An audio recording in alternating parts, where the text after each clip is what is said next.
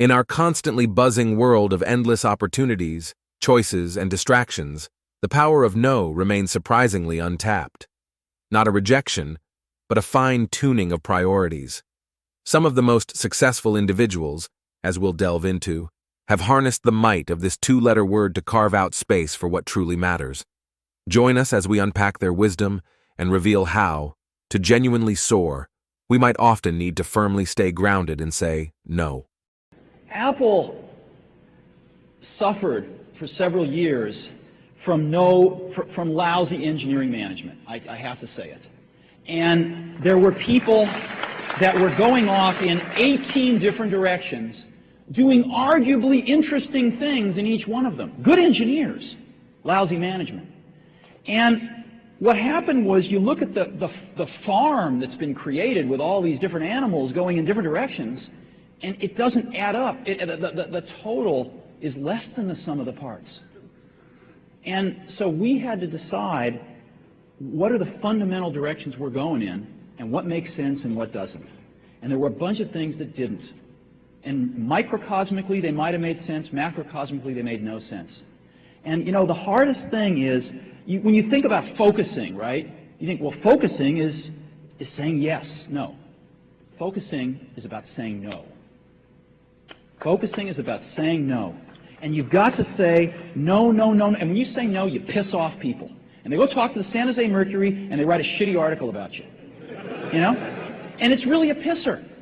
Because you want to be nice. You don't want to tell the San Jose Mercury, the person that's telling you this, you know, just was asked to leave, or this or that, or this or that. So you take the lumps. And Apple's been taking their share of lumps for the last 6 months in a very unfair way.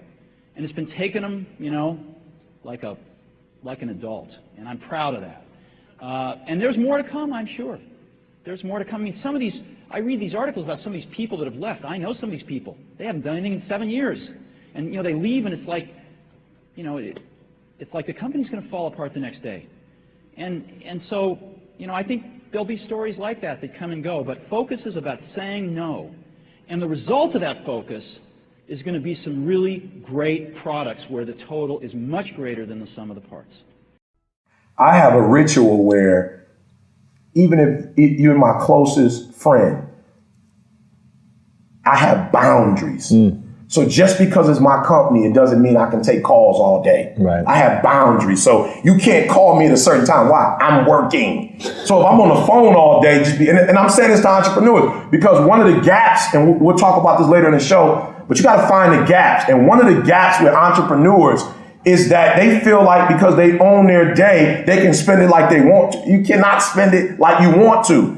So if you were working for IBM, or you're working for Ford, whoever you're working for, you couldn't be on the phone all day at a major corporation talking on the phone. So why do you allow yourself to talk on the phone when it's your business? Matter of fact, it's yours. You should make sure there's no phone calls going on, because it's your business. So one of my rituals is, when I get started, there are no interruptions. Wow. When I get started, I don't care if it's my wife, my children, they know that from a certain time frame, I'm going all in, and I can't go all in answering the phone. I can't go all in watching TV. I can't go in with the distraction. And so some entrepreneurs are like, why am I not blowing up? Because you're not in abstraction. You don't have that moment of your day. I don't care if it's 2 hours, 4 hours, where you shut the entire world out. No Twitter, no Facebook, nothing. No Instagram, which we love the most.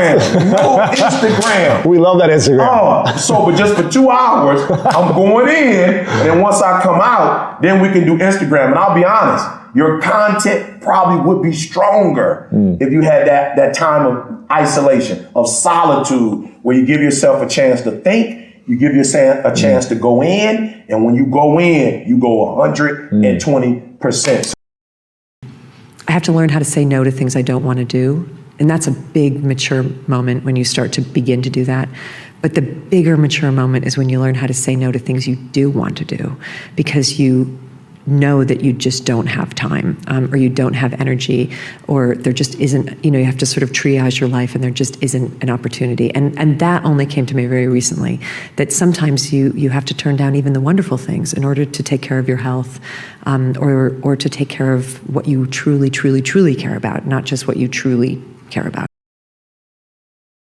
How can you find the time, the energy, the effort, and the nerve to start, to make that first call, to put out that first bandit sign, to put up a Craigslist ad, to start to 25 to 1, to call banks? How do you do that? Well, this one today is learning to say no. Now, one thing I've learned from the most successful people on the planet, if you want to say millionaires, I've been lucky enough to meet billionaires. The one thing I've learned, the more they say no, the wealthier they get. Now, you may have heard me say this before, but it's that important of a success principle. It took you a lot of yeses to get here. Yes to overtime. Yes to missing your kids' soccer or dance class. Yes to your wife, your husband getting upset because you're working later. Yes to getting my program. Yes to going to a live event. Yes to getting the education. Yes, yes, yes. Yes to your friends. If you're watching this, you are the busiest people other people know. They say if you want something done, ask somebody busy because they know how to get things done. That's you. You're the person in your family, amongst your friends, I know it, or else you wouldn't be watching me, that get asked for emotional support, financial support, for a ride, for help, for advice.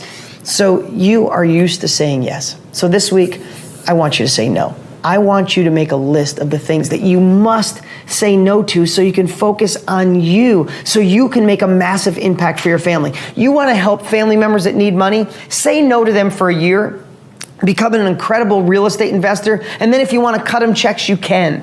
If you want to give more to your church, you want to give more to charity, say no for a little while to so many things so your brain's not all over the place. We think we have ADD. Most of us don't have ADD. There's just too much coming at us. And we say yes to too many things. So here's the assignment.